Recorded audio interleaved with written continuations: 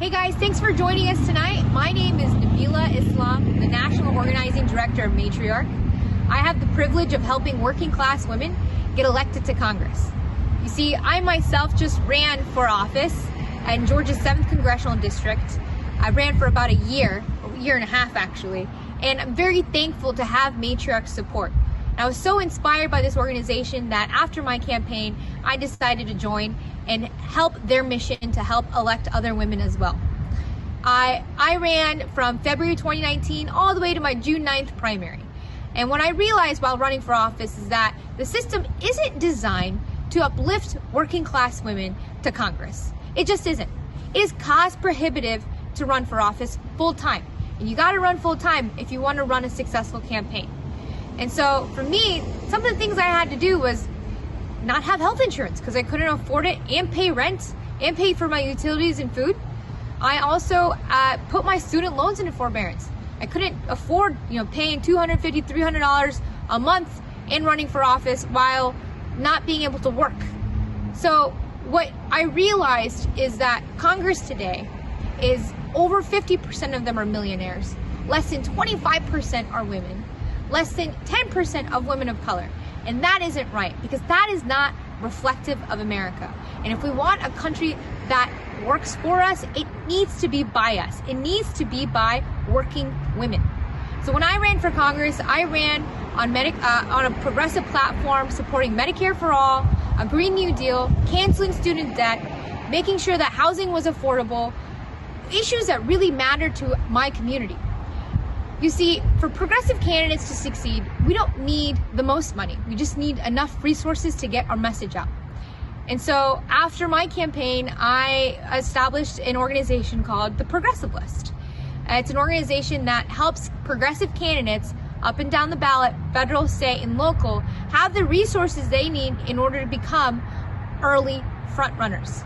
We can no longer doubt these progressive candidates that have the potential but need the backing in the very beginning, because early money is like yeast. Now, working women are, as I mentioned, not really reflected in the halls of Congress, even down ballot as well. I am working right now on the ground. I'm actually in Gwinnett County at our field office on a Friday, making sure that our 9 early voting locations are staffed with line warmers, that we keep people in line so that they have the ability to vote. In Georgia, we've had a bad history when it comes to voter suppression, and we've been fighting that every single day, whether it's expanding more early voting locations, making sure that our hours aren't cut, making sure that we have poll workers and that the county is processing the poll applications. It is one after the other of obstacles. And you see, when Republicans can't win on policy, they got to cheat.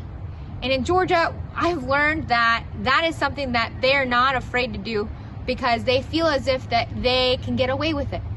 And we are making sure here in Georgia that they are not. So I'm excited that in the next couple of days, on Tuesday, we're gonna flip Georgia blue for the first time in, I think, 20 plus years. And I just wanted to say that we need to organize if we want to see the change that we want to see in our communities, that we want to see in Congress, that we want to see in a Biden presidency. We need to make sure that our voices are heard, that we are, push for progressive policies at the federal level that help working women on the ground, that help working class families, and make sure that our voices are heard. Look at Congress today. The leading voices in Congress are the squad. Whether it's Congresswoman Ocasio-Cortez, Congresswoman Rashida Tlaib, Congresswoman Ilhan Omar, Congresswoman Ayanna Pressley, these are the leading voices for freshman women. And they are the ones that are guiding this progressive movement. And I couldn't be more happy to say that they were actually folks that inspired me to run. And I hope that even though I wasn't successful this time around, that my run will be able to inspire others as well. So if you're watching this and if you've wanted to run for office, do it. You owe it to your communities, you owe it to yourself, to everyone that you care about, and give them a voice that they deserve. Just put one foot in front of the other. And I know it's hard, trust me. Reach out to me if you're thinking about running, and we'll help you. But most of all, keep up the faith. Make sure you vote if you haven't yet. Make a plan to vote. And on November 3rd, let's take our country back.